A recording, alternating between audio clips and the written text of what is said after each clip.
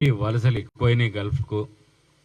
ఇవన్నీ అసలు ఆయన దగ్గర డేటా ఉందా లేదా, ఆయన దగ్గర ఏం సమాచారం ఉందా, ఏమీ తెలుసుకోకుండా గత కొన్ని రోజులుగా మాపై అనే గల్ఫ్ కార్మికుల గురించే కాదు, ప్రభుత్వం పైన నిరాధారమైన ఆరోపణలు చేస్తున్నాడు. నేను హరీష్ రావుని ఒకటే అడుగుతున్నా, నువ్వు గుండె మీద చేసుకొని చెప్పు, నిజంగా మీరు మీ ప్రభుత్వం 10 ఏళ్ల పరిపాలనలో గల్ఫ్ కార్మికులను ఆదుకున్నదా?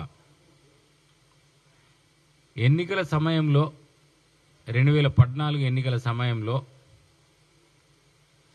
బొంబాయి, బొగ్గుబాయి, దుబాయ్ ఇంకా ఈ వలసలు వద్దు, తెలంగాణ వచ్చింది, మీకు కేసీఆర్ ఉన్నాడు, మిమ్మల్ని ఆదుకుంటాడు, అన్ని రకాలుగా అండగా ఉంటాడని చెప్పేసి ఆ రోజు మీరు ఎన్నికల హామీ ఇచ్చినరా లేదా?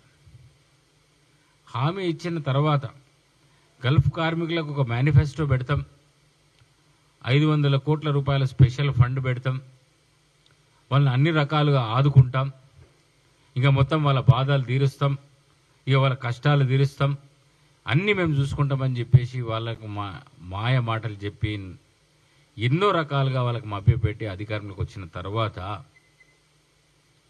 ఇలా హరీష్ రావు గారిని అడుగుతున్నా, నువ్వు ఉండేది నీ సిద్దిపేటలో ఎంతమంది గల్ఫ్కి వెళ్ళినరు? నాకు తెలిసి 15,000 కుటుంబాలన్న కానీ గల్ఫ్కి వెళ్ళి ఉంటాయి. కుటుంబాల నుంచి పక్కనున్న దుబ్బాకలో 20 నుంచి 25,000 మంది గల్ఫ్ కార్మికులు ఉన్నారు. నీ పక్కనున్న దుబ్బాక, నీ పక్క కాన్స్టిట్యున్సీ. మరి ఇప్పటివరకు ఏం చేసినావు? మరి దాన్ని అరికట్టడానికి ఏమైనా ప్రయత్నం చేసినావా? మరి గల్ఫ్కి పోతున్నారు, మరి వాళ్ళకి ఏమైనా ఇక్కడ ఉపాధి చూపెట్టాలా? మరి వాళ్ళ బాధలు ఉన్నాయి, వాళ్ళ కష్టాలు ఉన్నాయి. మా దొరల దగ్గర అయితే భూములు ఉన్నాయి, వాళ్ళ దగ్గర ఏమి లేవు, మరి వాళ్ళకి ఏమైనా సహాయం చేయాలా? ప్రభుత్వం ఉన్నప్పుడు ఏమైనా చేసినావా వాళ్ళకని అడుగుతున్నా. భూములను దోసుకోవడం, దోపిడీ చేయడం, గజ్వేల్లో ఉన్న భూములని, పక్కన సిద్దిపేటలో ఉన్న భూములని, ఇక్కడ రంగారెడ్డి జిల్లాలో భూములని దోసుకొని కబ్జాలు చేసి ధరని తీసుకొచ్చి అడ్డగోలుగా దోపిడీ చేసిన హరీష్ రావు ఇవాళ గల్ఫ్ కార్మికుల గురించి మాట్లాడితే ఇదే గల్ఫ్ కార్మికులు చెప్పుతో కొడతారు హరీష్ రావుని. ఇంత పెద్ద మాట అంటున్నా, ఎందుకంటారు అనుకున్నావు? ఎంతమంది చనిపోయినారా? 2,000 మంది గల్ఫ్ కార్మికులు చనిపోతే 10 సంవత్సరాల కాలంలో ₹1 వాళ్ళకి ఇచ్చినవా? కేసీఆర్ ఇచ్చిండా? నీ ప్రభుత్వం ఇచ్చిందా? ఒక్కొక్కరి కుటుంబం చూస్తుంటే కళ్ళకి నీళ్ళు వస్తాయి, బాధ అవుతుంది. అప్పుడున్న నీ పక్కనున్న ఈటెల రాజేందర్ కూడా మోసం చేసిండు గల్ఫ్ కార్మికులని. 2,000 మంది కార్మికులు చనిపోతే ఇక్కడ పిల్ల పాపల్ని వదిలేసి ఉపాధి కోసం అక్కడికి వెళ్ళి హార్ట్అటాక్తోనో, యాక్సిడెంట్తోనో, లేకపోతే న్యాచురల్ డెత్ ఏదో ఒక రోగం వచ్చి చనిపోతే వాళ్ళకు భూమి లేదు, ఒక సెంటు భూమి లేదు. పిల్ల పాపలు రోడ్డు మీదకి, అంటే భార్య పిల్లలు రోడ్డు మీదకి వచ్చిన కుటుంబాలు ఎన్నో. నేను స్వయంగా పాల్గొన్న నియోజకవర్గంలో చూసిన, నా దగ్గర ఒక 20,000 కుటుంబాలు పోయి ఉంటాయి. 20,000 కుటుంబాల నుంచి పోయి ఉంటారు గల్ఫ్ కార్మికులు, ఒక 20,000 ఉంటారు. నేను స్వయంగా చూసిన ఒక గ్రామంలో దళిత కుటుంబం గల్ఫ్ వెళ్ళిండు, అక్కడ హార్ట్అటాక్తో చనిపోయాడు. 25-26 ఏళ్ళే ఉంటాయి పిల్లగాడికి. భార్య పిల్లలు రోడ్డు మీదకి వచ్చిండ్రు, కిరాయి ఇంట్లో ఉంటారు, సెంటు భూమి లేదు. ఆ రోజు నేను కలెక్టర్ గారిని అడిగిన, మరి వీళ్ళకి ఏమైనా ఎక్స్గ్రేషియా ఇస్తారా, మరి ఏమైనా ఉందా లేదా అంటే, సార్ మేమేం చేయాలా సార్ అన్నాడు. మరి భూమి ఉందా సార్ అంటే, భూమి లేకనే పోయింది కదా, భూమి ఉంటే ఇక్కడ ఏదో ఒకటి చేసుకుంటుండే కదా అన్న. మరి భూమి ఉన్న వాళ్ళకేమో ఇన్సూరెన్స్ ఉంది, మరి భూమి లేని నిరుపేదలకి ఎందుకు లేదు అని నేను కలెక్టర్ని అడిగితే, ఏమో సార్ ఈ ప్రభుత్వం ఇట్లనే ఉంది సార్ అన్నాడు. మానవత్వం లేని కేసీఆర్ ఒక నరరూప రాక్షసుడు 10 ఏళ్ళు పాలించాడు. ఆ నరరూప రాక్షసులకు వీళ్ళు చిన్న రాక్షసులు. హరీష్ రావు ఒకడు, కేటీఆర్, కవిత చిన్న సైజు రాక్షసులు, వీళ్ళు ఆయన పెద్ద రాక్షసుడు. మీరంతా తెలంగాణ ప్రజల్ని మభ్యపెట్టి వాళ్ళ రక్తం దాగిన మీరు మాట్లాడతారా? 2000 మంది కార్మికులు గల్ఫ్లో చనిపోతే ఒక్క పైసా కూడా ఇయ్యనోళ్ళు ఇవాళ ఆ కుటుంబాలు ఎట్లున్నాయో కూడా మీకు తెలుసా? ఏ విధంగా వాళ్ళు బ్రతుకుతున్నారో తెలుసా? దీనిపైన మేము సమీక్ష చేసి కాంగ్రెస్ పార్టీ అధికారంలోకి వచ్చిన తర్వాత రేవంత్ రెడ్డి గారు ముఖ్యమంత్రి అయిన తర్వాత ఆయన పాదయాత్రలనే చెప్పిండు, ఆర్మూర్లో పాదయాత్రలు చేస్తూ గల్ఫ్ కార్మికులను ఆదుకుంటామని ఆ రోజు ఇచ్చిన మాట కట్టుబడి జీవో నంబర్ 205 ద్వారా ఒకటి జీవో ఇష్యూ చేసి 165 మంది కార్మికులు చనిపోతే వాళ్ళ కుటుంబాలకు 5 లక్షల ఎక్స్గ్రేషియా ఇవ్వడం జరిగింది. ఇచ్చిన డబ్బులు కూడా ఇచ్చేసినాం.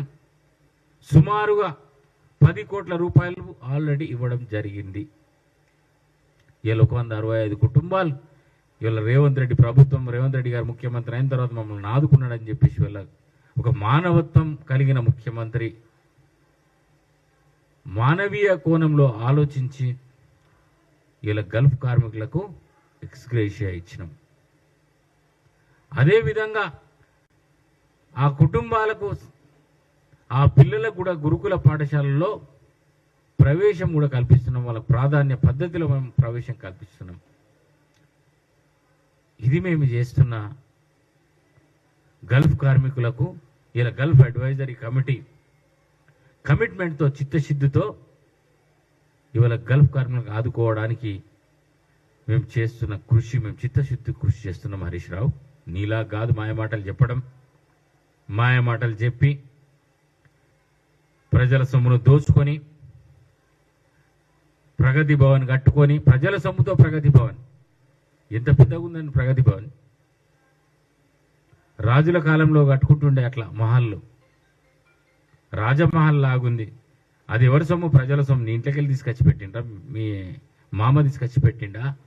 మీ మామ కేసీఆర్ ప్రజల సొమ్మును దోచుకొని ఇవాళ ప్రజల సొమ్ముతోనే అంత పెద్ద ఇంట్లో ఉంటుండే, అంత పెద్ద మహల్ ఉంటుండే. ఆ మహల్ని ఇవాళ ప్రజాభవన్ చేసినాం. ఆ ప్రజాభవన్లో ప్రవాస ప్రజావాణి కూడా ప్రతి శుక్రవారం, ప్రతి మంగళవారం ప్రవాస ప్రజావాణి నిర్వహిస్తున్నాం. అక్కడ ప్రవాసీలు ఎవరైనా కానీ సమస్యలుంటే అక్కడికి వచ్చి వాళ్ళ సమస్యలను తెలిపే ఒక సిస్టమ్ కూడా అక్కడ పెట్టినాం, ఒక వ్యవస్థను కూడా అక్కడ పెట్టినాం. ఇవాళ చిత్తశుద్ధితో ఈ కాంగ్రెస్ ప్రభుత్వం, ఈ రేవంత్ రెడ్డి ప్రభుత్వం ఎన్ఆర్ఐ అడ్వైజరీ కమిటీ గల్ఫ్ కార్మికుల సమస్యలను అక్కడికి ఇరికిపోతే వాళ్ళని తీసుకురావడం, అక్కడున్న డెడ్ బాడీస్ చనిపోతే వాళ్ళ డెడ్ బాడీస్ని కూడా తీసుకొచ్చే విధంగా ఇక్కడి నుంచి గల్ఫ్కి కానీ మిగతా దేశాలకి కమ్యూనికేట్ చేయడం, తొందరగా డెడ్ బాడీలను తెప్పియడం, అన్ని రకాలుగా సహాయ కార్యక్రమాలు ఈ గల్ఫ్ అడ్వైజరీ కమిటీ చేపట్టింది. దీని గురించి నీకు తెలుసుకోవాలనుకుంటే మా గల్ఫ్ అడ్వైజరీ కమిటీ చైర్మన్ గారు కూడా ఇప్పుడు మాట్లాడతారు. హరీష్ రావు, తెలుసుకో, నువ్వు కూడా రా, ప్రజాభవన్కి రా. మీ మామ ఉండే ప్రజాభవన్, అంతకుముందు ఉన్న ప్రగతి భవన్కి రా, తెలుసుకో. అక్కడ ప్రజావాణి, ఆ ప్రవాస ప్రజావాణి ఏం చేస్తున్నదో, టోల్ ఫ్రీ నంబర్లు ఏమున్నాయో అవన్నీ నీ కళ్ళతో చూస్తే మంచిగా ఉంటుంది. ఇప్పటికైనా కానీ ఇలాంటి ఆరోపణలు చేయడం మానేసి ఇదే గల్ఫ్ కార్మికులతో, ఇదే గల్ఫ్ కార్మిక కుటుంబాలతో చెప్పుతో కొట్టించే రోజు తీసుకొస్తాం. జాగ్రత్త హరీష్ రావు, ఇంకొకసారి ఇలాంటి మాటలు మాట్లాడితే నిన్ను సిద్దిపేట నుంచి కూడా ఉరికిచ్చే పరిస్థితి వస్తుంది హరీష్ రావు, జాగ్రత్తగా అని చెప్పేసి ఈ సందర్భంగా హెచ్చరిస్తున్నాం.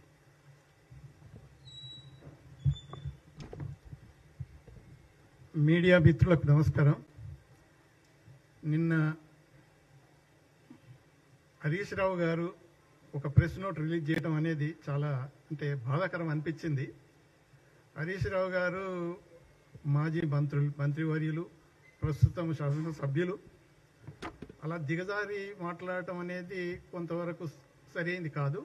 ఆయన స్టేజ్కి నేను దిగజారలేను. ఎందుకంటే భారత రాయబారిగా, అంబాసిడర్గా, హై కమిషనర్గా ఈ దేశాన్ని నేను ప్రపంచంలో రిప్రజెంట్ చేసి వచ్చిన మనిషిని. రాజులతోటి రాణులతోటి ప్రైమ్ మినిస్టర్ ప్రెసిడెంట్లతో పాటు మీటింగ్స్ పెట్టడము, వేరియస్ కార్యక్రమాల్లో పాల్గొనటము, భారతదేశాన్ని రిప్రజెంట్ చేసే పద్ధతిలో చేశాం కాబట్టి ఆ స్టేజ్కి నేను దిగజారలేను. అయితే కొన్ని విషయాలు చెప్పక తప్పదు. ఇప్పుడు 10 సంవత్సరాలు ప్రభుత్వంలో ఉండి అరచేతిలో వైకుంఠము గల్ఫ్ కార్మికులకు చూపించి, మిగతా ఎన్ఆర్ఐలకు కూడా చూపించి, బుర్జ్ ఖలీఫాలో ఇక మీకు తెలిసే ఉంటుందో తెలియకపోతే ఇప్పుడు చెప్తాను, ఆస్తులు పెంచుకోవటం, గల్ఫ్ కార్మికుల క్షేమం గురించి పోతున్నామా అని అక్కడ వ్యాపారాలు చేసుకోవటం అలవాటైన నాయకులకు ఈ కాంగ్రెస్ ప్రభుత్వం వచ్చిన తర్వాత, ఇప్పుడు నేను ఎన్ఆర్ఐసెల్ చైర్మన్గా ఉండి మేనిఫెస్టో కమిటీ ఏర్పాటు చేస్తున్నప్పుడు శ్రీధర్ బాబు గారితో చెప్పింది 4 పాయింట్లు మీరు పెట్టాలి, తప్పదు, అవి మనం ఇంప్లిమెంట్ చేయక తప్పదు అన్నాం. ఆ 4 పాయింట్లు పెట్టాము. ఆ 4 పాయింట్లలో ఇప్పుడు ఇంప్లిమెంటేషన్ చాలా వరకు జరుగుతున్నది.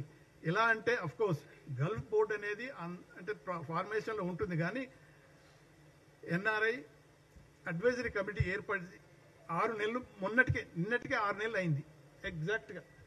10 సంవత్సరాలలో ప్రామిసులు చేసి అన్ని గల్ఫ్ కార్మికులు మర్చిపోయిన మీరు ఏం చేస్తున్నారు? అడ్వైజర్ కమిటీ నిద్రపోతున్నారా? చైర్మన్, వైస్ చైర్మన్, సభ్యులు, గౌరవ సభ్యులు వీళ్ళంతా ఏం చేయలేదు అని ఆ జోర్డాన్లో ఉన్న ఎవరైతే ఈ బాధల్లో ఉన్న తెలంగాణ కార్మికులు వాళ్ళ విషయం మా దృష్టికి కూడా ఇక్కడ రాలేదు. వెంటనే ఇప్పుడు నేను రెస్పాండ్ అయ్యి అక్కడ అంబాసిడర్తో మాట్లాడడానికి ప్రయత్నం చేశాం. ఈరోజు హాలిడే కాబట్టి వాళ్ళు కూడా లేరు, అయినా మేము టేకప్ చేసి ఇమీడియట్గా చూసుకుంటాం. అయితే జిఏడిలో నిన్న ఏ ఇన్ఫర్మేషన్ రాలేదు. నేను నిన్న ప్రవాసీ ప్రజావాణి ప్రోగ్రాంలో 3 గంటలు కూర్చున్నాను. నేను వేరు కంప్లైంట్స్ అన్ని వచ్చినప్పుడు యుఎస్ నుంచి వచ్చిన, కెనడా నుంచి వచ్చిన, యూకే నుంచి, జర్మనీ నుంచి వచ్చిన, గల్ఫ్ నుంచి వచ్చిన అన్ని అటెండ్ అవుతున్నాం, కానీ జోర్డాన్ ఇష్యూ మాత్రం రాలేదు. వచ్చుంటే వెంటనే ఇమ్మీడియట్గా నిన్ననే రెస్పాండ్ అయ్యేవాను. సరే, ఏదో ఆయన ఛాన్స్ చూసుకొని ఏదో అక్కడి నుంచి వాళ్ళ వాట్సాప్లో వచ్చిన దాన్ని పట్టుకొని ప్రభుత్వాన్ని బ్లేమ్ చేయాలని, తర్వాత ఈ అడ్వైజరీ కమిటీని బ్లేమ్ చేయాలని ఒక విధమైన నిరాధారమైన ఆరోపణలు చేస్తున్నారు. కాబట్టి అటువంటి సరి అయింది కాదు.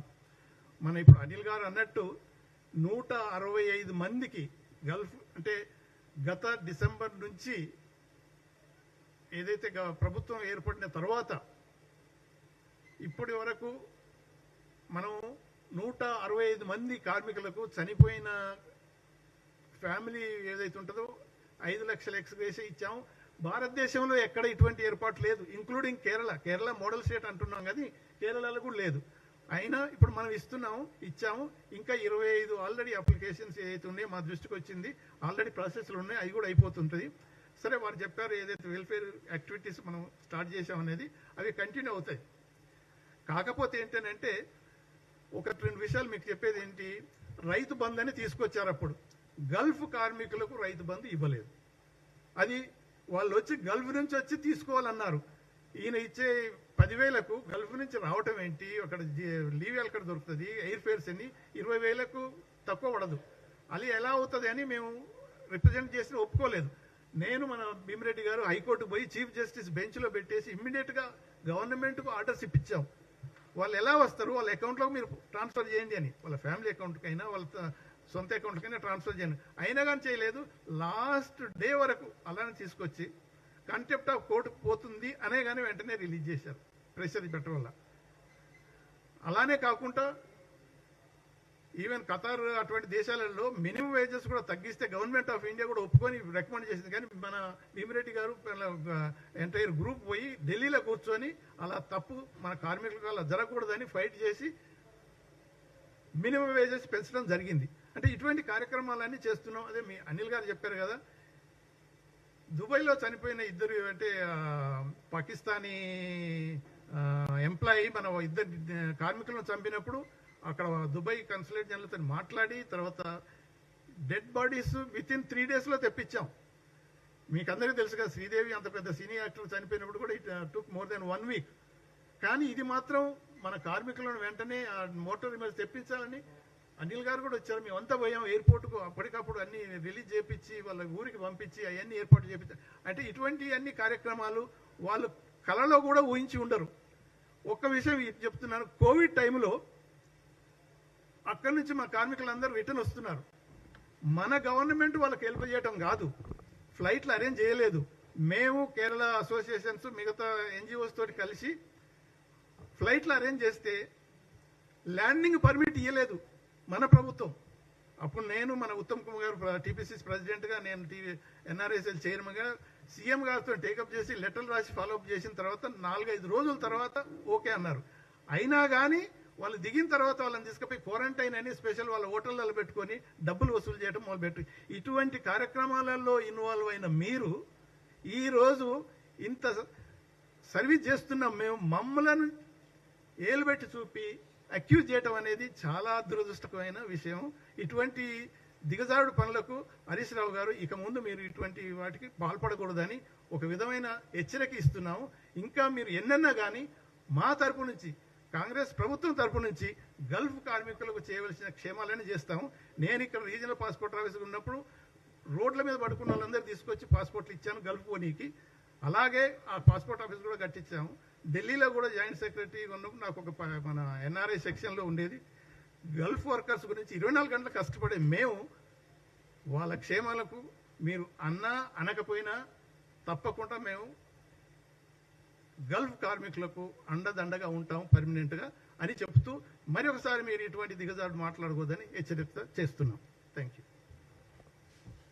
మన సభ్యులు చిన్నమనేని శ్రీనివాసరావు గారు కూడా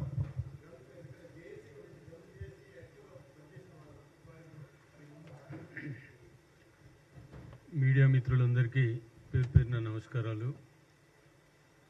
నిన్న హరీష్ రావు గారు, మాజీ మంత్రి, బీఆర్ఎస్ నాయకులు హరీష్ రావు గారు గల్ఫ్ కార్మికుల కష్టాల గురించి, వారికి ప్రస్తుత ప్రభుత్వం రేవంత్ రెడ్డి గారి సర్కార్ చేస్తున్నటువంటి సంక్షేమ పథకాలు వాటి మీద అవగాహన లేకుండా పిచ్చి పిచ్చిగా మాట్లాడడం జరిగింది.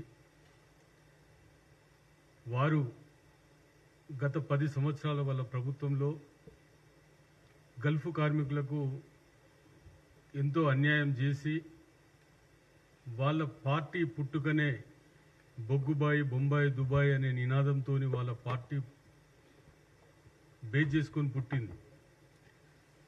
తెలంగాణ వస్తే, కేసీఆర్ ప్రభుత్వం వస్తే గల్ఫ్ కార్మికుల సమస్యలన్నీ తీరుస్తాం అని ఏదైతే హామీ ఇచ్చిండ్రో, ప్రభుత్వం వచ్చిన తర్వాత ఆ హామీని గాలికి వదిలేయడమే కాకుండా వారిని అనేక విధాలుగా కష్టపెట్టడం జరిగింది. వాళ్ళ పేర్లు ఓటర్ లిస్టులోంచి తొలగించడమే కావచ్చు, వాళ్ళ భూములకు పాస్బుక్లు రాకుండా చేయడమే కావచ్చు, కరోనాలో వాళ్ళని ఇబ్బంది పెట్టడమే కావచ్చు, ఇలా అనేక రకాలుగా వారిని కష్టపెట్టి వారి ప్రభుత్వంలో ఆ 10 సంవత్సరాల కాలంలో దాదాపు 2000 మంది చనిపోతే వాళ్లకు ఎక్స్గ్రేషియా ఇస్తామని చెప్పి కూడా ఎక్స్గ్రేషియా ఎగ్గొట్టడం జరిగింది. ఇప్పుడు ఆ 2000 కుటుంబాలకు కేసీఆర్ కుటుంబం 5 లక్షల రూపాయలు, ప్రతి కుటుంబానికి 5 లక్షల రూపాయలు ఈరోజు వాళ్ళు బాకీ పడి ఉన్నారు. వాళ్ళు వ్యక్తిగతంగా ఆ బాకీని తీర్చాలని చెప్పి కూడా మేము ఈ సందర్భంగా కోరుతున్నాం. అంతేకాకుండా బీఆర్ఎస్ నాయకులకు గల్ఫ్ కార్మికుల కష్టాలు, ప్రస్తుత ప్రభుత్వం చేస్తున్నటువంటి ఈ సంక్షేమం గురించి ఎలాంటి అవగాహన లేదని మేము భావిస్తున్నాం. మొన్న ప్రశాంత్ రెడ్డి గారు, మాజీ మంత్రి ప్రశాంత్ రెడ్డి గారు కూడా ఇక్కడ రేవంత్ సర్కార్ చేస్తున్నటువంటి సంక్షేమ పథకాలు తెలియకుండా పిచ్చి ప్రేలాపనలు చేయడం జరిగింది. మా సహచర సభ్యుడు వివరించడానికి వెళ్తే గల్ఫ్ కార్మికుల మీద ఉన్నటువంటి కక్ష, వాళ్ళకు మొదటి నుండి కూడా గల్ఫ్ కార్మికులు అంటే ఒక కక్ష. ఎందుకంటే ఆయన వ్యక్తిగతంగా కేసీఆర్ గారు దుబాయ్ ఏజెంట్గా పనిచేసిండ్రు, చేసి ఈ దుబాయ్ కార్మికులతోని వ్యక్తిగత కక్ష ఉందని మేము భావిస్తున్నాం. అదే అదే అదే రూపకంగా మా సహచర సభ్యుడు ప్రశాంత్ రెడ్డి గారికి వివరించడానికి వెళ్తే వారి మీద దాడి చేయడం కూడా జరిగింది.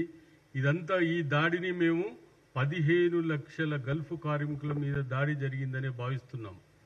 అంతేకాకుండా మీరు ఆర్థిక శాఖ మంత్రిగా ఉండి ఒక్క రూపాయి కూడా గల్ఫ్ కార్మికుల సంక్షేమానికి మీరు కేటాయించలేరు.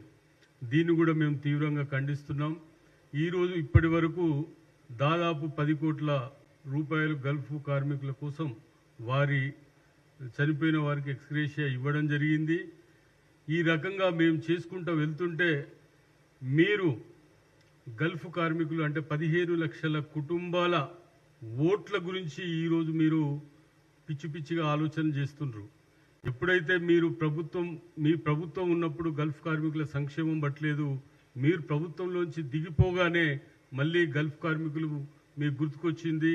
ఈ గల్ఫ్ కార్మికులు మిమ్మల్ని వెంటాడి మిమ్మల్ని తరిమిన్రు, మీ ప్రభుత్వాన్ని కూల్చిండ్రు అని చెప్పేసి మీరు గుర్తుపెట్టుకోవాలి. మళ్ళొక్కసారి మీకు దమ్ముంటే మేము డిమాండ్ చేస్తున్న గాంధీ భవన్ సాక్షిగా మీకు దమ్ముంటే మీ నాయకుడు కేసీఆర్ను మళ్ళొక్కసారి దుబాయ్ అనే పదం లేపనండి.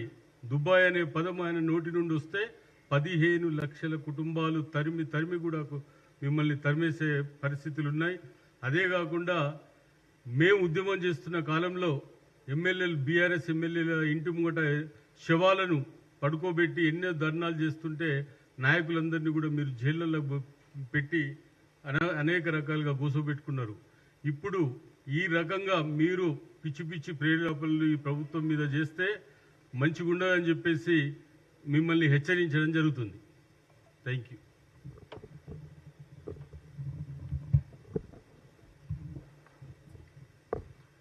మీడియా మిత్రులకు అట్లాగే వేదిక మీద ఉన్న ఎన్ఆర్ఐ అడ్వైజరీ కమిటీ మరియు NRI cell chairman IFS doctor BM Vinod Kumar గారికి, అట్లాగే మాజీ శాసనసభ్యులు బాల్కొండ నియోజకవర్గం ప్రస్తుత టీజీఎండిసి చైర్మన్ ఇరవత్రి అనిల్ గారు, వైస్ చైర్మన్ మందా భీమరెడ్డి గారు, అట్లాగే నా సహచర సభ్యుడు చెన్నంనేని శ్రీనివాసరావు గారికి అందరికీ స్వాగతం, నమస్కారం. అయితే ప్రధానంగా శ్రీనివాసరావు గారు చెప్పినట్టు టీఆర్ఎస్ నినాదం మనం చూసినాం. చాలా మంది మిత్రులకు అందరికి ఐడియా ఉంది. బొంబాయి బొగ్గుబాయి దుబాయ్ అనే నినాదంతో ఇదే హరీష్ రావు గారు ప్రతి వేదిక మీద కేసీఆర్ గారు దీన్ని ఎప్పుడైతే 2008 వరంగల్ బహిరంగ సభలో ఈ యొక్క పదాన్ని తీసుకున్నారో తర్వాత ప్రతి సందర్భంలో కూడా గల్ఫ్ కార్మికుల విషయంలో ఉమ్మడి ఆంధ్రలో మనకు అన్యాయం జరుగుతుంది అని చెప్పి చాలా రెచ్చగొడితే చాలా మంది గల్ఫ్ కార్మికులు చందాలు వేసుకొని ఇదే మాజీ మంత్రి హరీష్ రావు గారికి చందాల రూపకంలో డబ్బులు పంపించిన విషయం కూడా ఈ సందర్భంగా మీ అందరికి గుర్తు చేస్తున్నాం. అప్పుడు నేను కూడా one of the Gulf country అయిన బహ్రెయిన్ లో నేను అప్పుడు అక్కడ ఉద్యోగం చేస్తున్నా. సో నేను అనుకున్న వాస్తవంగా మిత్రులారా హరీష్ రావు గారికి కాస్త అవగాహన బాగుంటది, కొంత మంచి సబ్జెక్ట్ తోనే మాట్లాడతాడు, అంటే ఉద్యమంలో కూడా చూసినాం కదా అని చెప్పి అనుకున్నాం.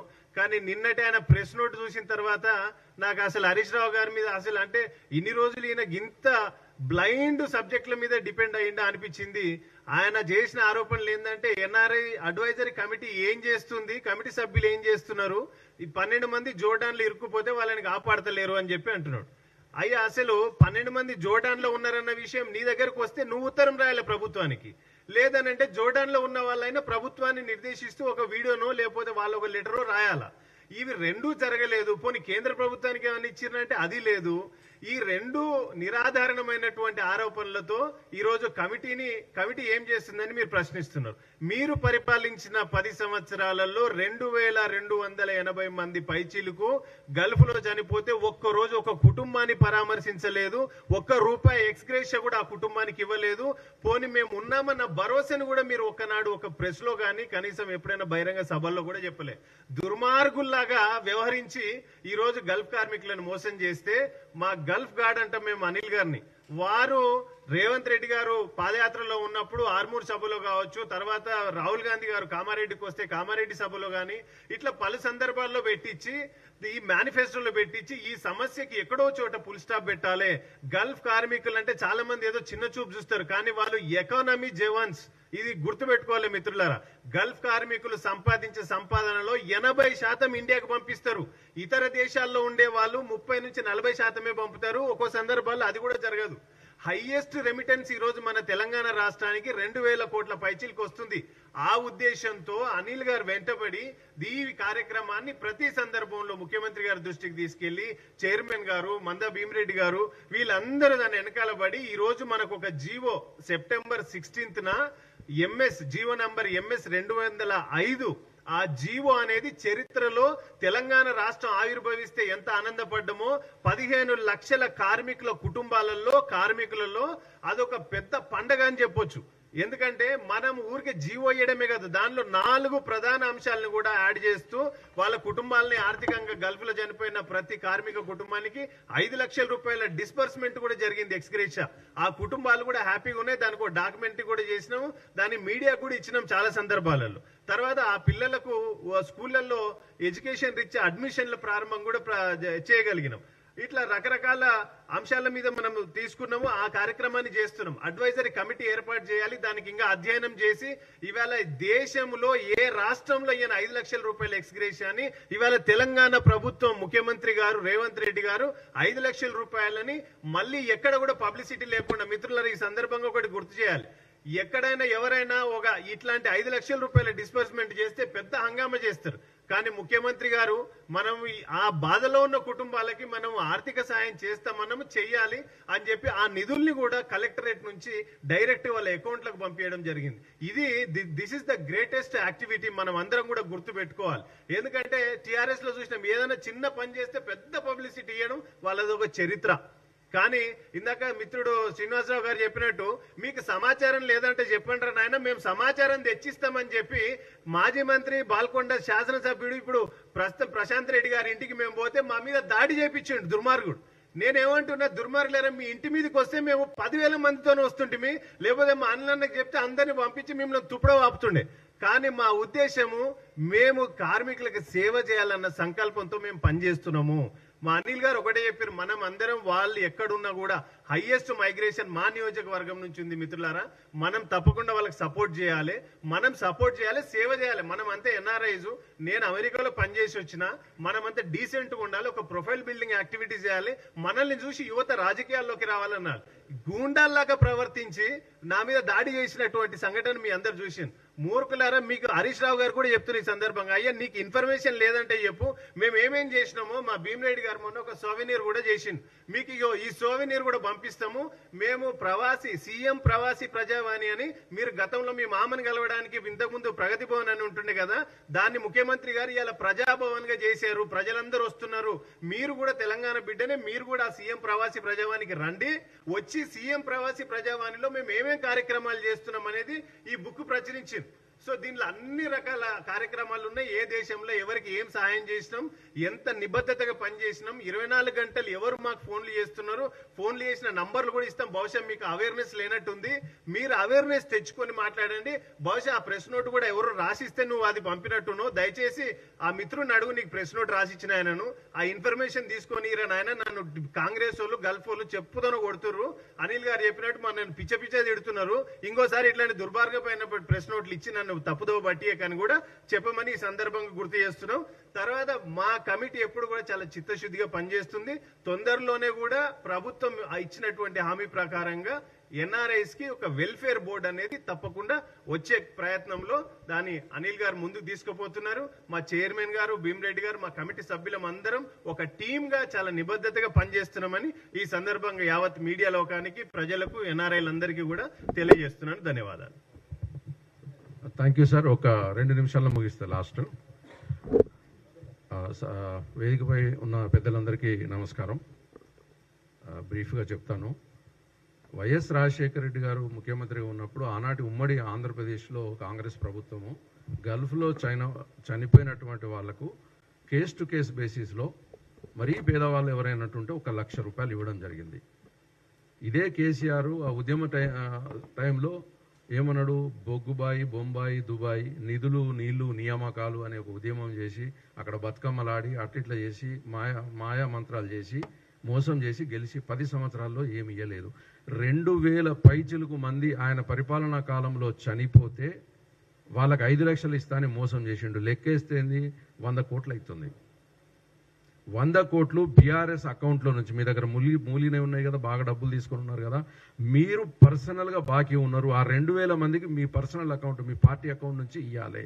తర్వాత మీరు ఏంటంటే అమరవీరుల స్తూపం దగ్గరికి వచ్చి ముక్కు భూమికి రాయాలి. హరీష్ రావు గారు మీకు చెప్తున్నాను, ఫస్ట్ మీరు క్షమాపణతోని గల్ఫ్ ద్రోహులు ఎవరైనా ఉన్నారు అంటే కేసీఆర్, కేటీఆర్, కవిత వాళ్ళు ఆల్రెడీ గల్ఫ్ ద్రోహులు, ప్రజలందరికీ తెలుసు. ఇంకిద్దరు గల్ఫ్ ద్రోహులు ప్రజలకు ఎక్కువ తెలియదు. ఇవాళ మేము గాంధీ భవన్ సాక్షిగా పెడుతున్నాము, మీరే ముందుకు వస్తారు వాళ్ళకంటే ముందే. వాళ్ళు ఎట్లాగో ద్రోహులే. కానీ ఫస్ట్ ఈటెల రాజేందర్ గారు ఆయన ఉద్యమంలో తిరిగినోడు, గల్ఫ్ కార్మికులు తిరిగినోడు, గల్ఫ్ అంతా తిరిగినోడు. ఆయన ఆర్థిక మంత్రిగా ఉండి ₹1 కూడా బడ్జెట్లో కేటాయించలేదు. తర్వాత హరీష్ రావు గారు మీరు కూడా ఆర్థిక మంత్రి అయినారు, మీరు కూడా గల్ఫ్ కార్మికుల సంక్షేమానికి ₹1 కూడా పెట్టలేదు. మీకు ఎట్లా మాట్లాడబుద్ధి అవుతుంది? కనీసం ఏమన్నా అనిపిస్తుందా లేదా? ఊరికే ఇష్టం ఉన్నట్టు ఎట్లా మాట్లాడతారు మీరు? కాబట్టి హరీష్ రావు గారు మీరే ఫస్ట్ గల్ఫ్ ద్రోహి. మీరు ముక్కు బుంకి రాసి ఈ ప్రజలకు అంటే 15 లక్షల మంది కార్మికులకు క్షమాపణ చెప్పాలి. నిన్నటి తప్పుడు సమాచారానికి పరిహారంగా ఏంటంటే గతంలో చనిపోయిన 2,000 మంది గల్ఫ్ కార్మికులకు తలా ₹5 లక్షల చొప్పున మీ బీఆర్ఎస్ పార్టీ అకౌంట్ నుంచి మీరు ఇవ్వండి, మీ పాపాన్ని పరిహారం చేసుకోండి. తర్వాత ఇక్కడ ఒక ఏం చెప్తున్నా అంటే మాది ఎంత పవర్ఫుల్ కమిటీ అంటే ఎన్ఆర్ఐ అడ్వైజరీ కమిటీ అనేది, దానికి చైర్మన్ ఎవరు? Indian foreign service, IAS IPS లాగా ఒక ఐఎఫ్ఎస్, ఒక అద్భుతమైన సర్వీస్లో ఇక్కడ హైదరాబాద్ పాస్పోర్ట్ ఆఫీసర్గా పనిచేసినటువంటి doctor BM Vinod Kumar. Doctor అంటే మామూలు డాక్టర్ కాదు, ఆయన ఎంబీబీఎస్ ఎంఎస్ చదివిన తర్వాత ఆయనకు ఐఏఎస్ ఐపీఎస్ వస్తే కూడా తీసుకోకుండా ఐఎఫ్ఎస్ మక్కువతో తీసుకొని దేశాలన్నీ తిరిగి అంబాసిడర్గా పనిచేసిండు. తర్వాత జాయింట్ సెక్రటరీగా చేసిండు. ఒక 12 ఏళ్ళుగా కాంగ్రెస్ పార్టీ సేవలో ఉన్నారు. ఆయనను ఏరి కోరి రేవంత్ రెడ్డి గారు ప్రత్యేకంగా ఈ కమిటీ చైర్మన్గా చేసినారు. ఎందుకంటే ఆయనకు ఒక బ్రహ్మాండమైన అవగాహన ఉంది. దాని తర్వాత మేమందరము గల్ఫ్ కార్మికులందరూ ముద్దుగా ఏమని పిలుచుకుంటారు తెలుసా? God father of the Gulf. ఎవరు అంటే అనిల్ ఈరవత్రి గారు. ఎందుకంటే ఆయన నాన్నగారు గల్ఫ్లో జాబ్ చేసిండు, వాళ్ళ అమ్మ బీడీ కార్మికురాలు. ఒక గల్ఫ్ కార్మికుడి, ఒక బీడీ కార్మికురాలి అబ్బాయిగా ఆయన కష్టపడి చదువుకొని అమెరికా వెళ్ళి అక్కడ మంచి జీవితాన్ని కూడా వదిలిపెట్టి నా ప్రజల కోసం నేనేమన్నా చేయాలని చెప్పి ఇక్కడికి వాపస్ వచ్చి ఇక్కడ ఒక ఎమ్మెల్యేగా గెలిచి ఇప్పటికి కూడా రాజకీయాల్లో ఉండి సేవా దృక్పథంతో చేస్తున్నాడు. మేమందరం కూడా 15 లక్షల మంది కార్మికులుగా God father of the Gulf అని మేము పిలుచుకుంటున్నాం. ఆయన మాకు నాయకత్వంలో పనిచేస్తున్నాం. తర్వాత ఫైనల్గా మీకు ఒక వర్డ్ ఏం చెప్తానంటే, మా కమిటీలో ఇదే తూతు మంత్రం కమిటీ కాదు. ఇందులో ఉన్న వాళ్ళు ఎవరంటే ఆది శ్రీనివాస్ గారు వేములవాడ ఎమ్మెల్యే గారు, మేడిపల్లి సత్యం గారు చొప్పదండి ఎమ్మెల్యే గారు, డాక్టర్ ఆర్ భూపతి రెడ్డి గారు నిజామాబాద్ రూరల్ ఎమ్మెల్యే గారు ఉన్నారు. తర్వాత అనిల్ ఈరవత్రి గారు మా మెంబరే. తర్వాత మాజీ మంత్రి, మాజీ ఎమ్మెల్సీ టి జీవన్ రెడ్డి గారు కూడా మా మెంబరే. తర్వాత మేమందరం కూడా ఇక్కడ ఈ స్టేజ్ పైన ఉన్న మేమందరం కూడా మెంబర్స్, ఇంకా కొంతమంది మెంబర్స్ బయట ఉన్నారు. మా అందరికి కూడా విశేషమైన అనుభవం ఉన్న వాళ్ళము, కమిట్మెంట్ ఉన్న వాళ్ళము. ఇది చూపించిన చూడండి, ఈ ప్రవాసీ ప్రజావాణి అనేది అంటే జీవో వచ్చిన రోజే స్టార్ట్ చేసినాము. ఇది 1 ఇయర్ అయింది. సంవత్సరం లోపల ఏం చేసినాము, ఎట్లా చేసినాము అనేది ఇందులో పొందుపరిచిన బాజాప్తా ఉంది.